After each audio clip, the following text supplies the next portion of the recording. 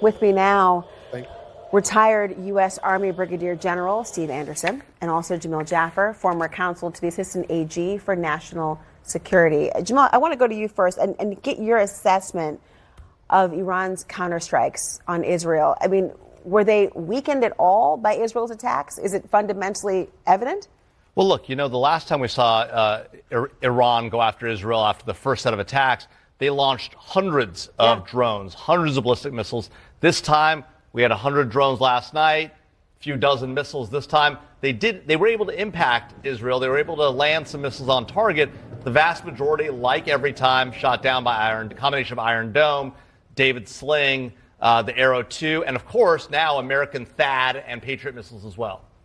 Let me ask you about this, what is perceived as a threat, frankly, around the world, heard from Iran. They're warning that countries that defend Israel could face attacks on their military bases and also, of course, in the region. Is that a direct threat that you would interpret to the United States? Is the military going to be, are they thinking already about a response? Absolutely, Laura. No doubt they're on high alert. I mean, we got 47,000 Americans in uniform in 9 different countries in the Middle East. Al Udeid Air Base, Bahrain Naval Base, a lot of troops at risk over there. No doubt that they are preparing for something to happen. And if that were to happen, that would definitely be a trigger.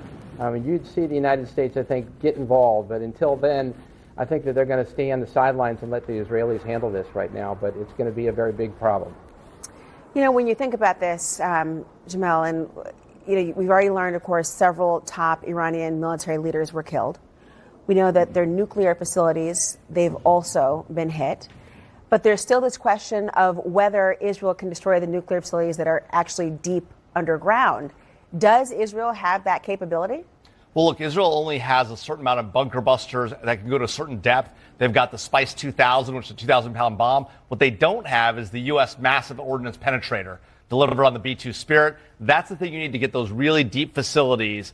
And getting Natanz, the deeply buried, the new facilities after 2022 at Natanz, and Fordo, which is a key enrichment facility, the Iranians have buried it deep enough that it's very hard to get those. So if the Israelis are going to go after those, they have to do it with forces on the ground. We've already heard about Mossad operations in Iran over the course of this last set of strikes. We'll see if they pull it off, but it's going to be very hard without U.S. weapons and U.S. delivery vehicles of the B-2 Spirit. General, it sounds like they need to have the United States buy in and support. Absolutely. I mean, we used to call it the mother of all bombs when we were in Iraq. We had 3 of them over there. They're incredibly capable.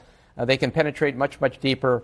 As Jamil says, we've got to get those. If you're going to take out those nuclear facilities in Fordo that are dug in and deep, you're going to need the United States to be participating in this attack. Well, that begs the question. I mean, the U.S. is saying, President Trump telling Reuters that we knew everything about the strikes.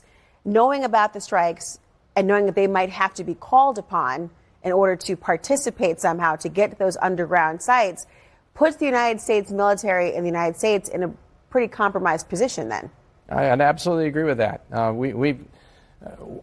It would be a problem for us to get involved in this too early. So we probably need some kind of a trigger, some attack that would give us, I think, the excuse to take sides. Right now, Israel is being able to handle this. They executed an incredible attack, brazen attack that was incredibly successful. They do not need the United States to get involved at this point. But if the Iranians expand this war, somehow escalate this, and they attack any American soldiers, sailors, airmen, Marines that are exposed, or any American facilities, we definitely need to get on board with the Israelis, and we need to take down the nuclear capability of Iran immediately. We're looking at live pictures right now of central Israel. Fresh damage from an Iranian strike that has happened just moments ago. We're seeing the results of that right now. And Jamil, I want to go to you on this because Netanyahu has said that the strike was carried out now because they suspected that Iran was close to being able to actually build these nuclear bombs. That seems to be at odds, though, with the U.S. intelligence assessments that we are aware of. So are there other reasons that might be at play for why now? Well, a couple of things. One, in order to use a nuclear weapon, you need 3 things. You need the enriching uranium, you need a valid weapons design, you need a ballistic missile delivery system. What Netanyahu has said was he believed they're moving towards weaponization. That's a new statement. We'll see if that's true. Beyond that, we've seen the Trump administration go in a couple of different directions. We saw early on Steve Witkoff say it's fine if they enrich. The president walked it back. Then the president gave a little bit. Witkoff walked it back. Rubio's been consistent in saying no enrichment. That might have scared the Israelis to say if the Trump administration might get into a deal with Iran that allows enrichment, that's unacceptable. That's probably what drove them to ultimately say, we're going to take these strikes. You want us to do it or not? We're doing it. I want to go right now because we have some video that's playing of what the damage has been from this new strike in central Israel.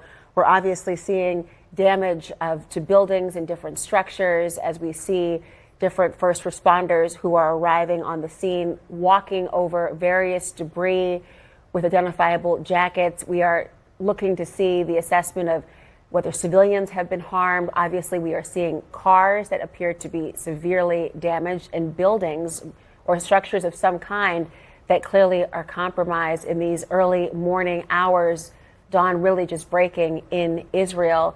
You know, General, when you're looking at this, and of course, the United States military is obviously watching this, so are other military bases and allies perhaps around the world as well. When you see this damage and the knowledge that the White House is saying that they had about the strikes, is Iran looking at this as everyone being complicit and therefore they feel as though they have been attacked and we are risking a potential war with ourselves as well?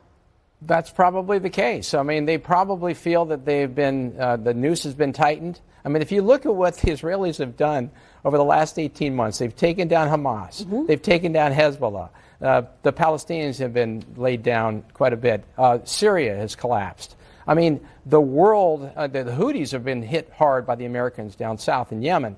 I mean, the world, the proxies that supported Iran over the last couple of decades, they have been decimated, really. And so the noose is closing on Iran. So they are getting desperate. And that's why I think you're seeing these attacks on civilian targets, is because that's really the only thing they can hit right now. They don't have the capability. They mask their missile attacks to try to get a few through. And when they do, they're hitting civilian targets. And it's very much the similar playbook that the Russians are using against the Ukrainians, by the way. They're trying to just essentially wreak havoc among the civilian population and take the hurt to the people. Really quickly, does that desperation lead to diplomacy or rash decisions? Well, I hope it's the former, not the latter. Hopefully that they are going to realize, hey, listen, we cannot win this war with Israel. They are better than us. They're smarter than us. They have complete intelligence dominance. They have air dominance, as you saw by a 1,000-mile strike deep into the heart of Tehran, in which they were able to hit targets. So they realize they are not going to win this in a tit-for-tat exchange. They've got to achieve some kind of a diplomatic solution. They're not going to win any other way. Gentlemen, thank you so much. General Steve Anderson, Jamil Jaffer.